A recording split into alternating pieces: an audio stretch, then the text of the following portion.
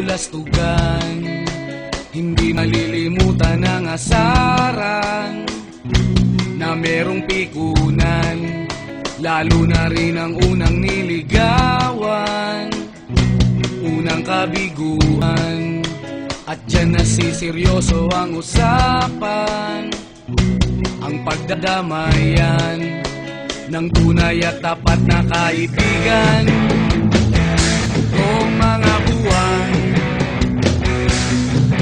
kaibigan namang maaasahan. Oh, di na tayo pabata, edad may di nahahalata. Sa mga trip, unti-unti na tayo nagsasawa. Pero kahit ganon, barkadang matatag hanggang sa ngayon.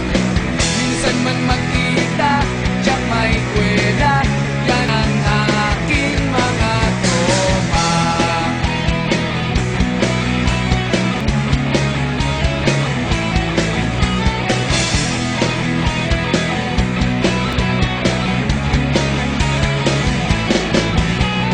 Inuman na pang magdamagan, minsan inaabot pa ng ayaan, na kung saan-saan, na para bang walang kinabukasan at kahantungan.